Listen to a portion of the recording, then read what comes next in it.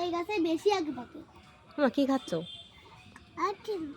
Ice cream? এটা কি বলো? আম, ওই তো বলছি আম। ও জানে ওইটা আম। দিদিও খাচ্ছে, আম খাচ্ছে দিদিও। তোমার ভালো?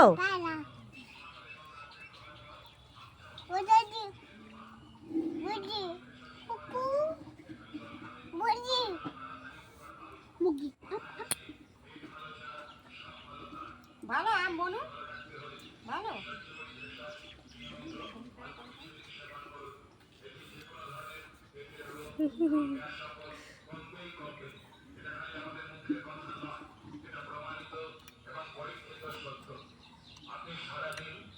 ভিডিও করতেছে।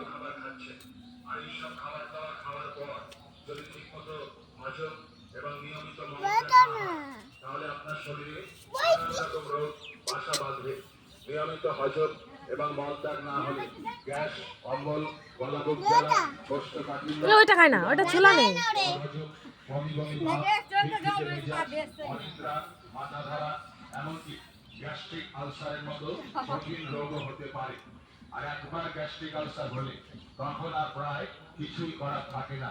তাই আগে থেকেই সাবধান হন এবং নিয়মিত হজম ও মালত্যাগের জন্য আমাদের এই সঞ্জীবনী ভেষজ সেবন করুন, তাহলে দারুণ উপকার পাবেন।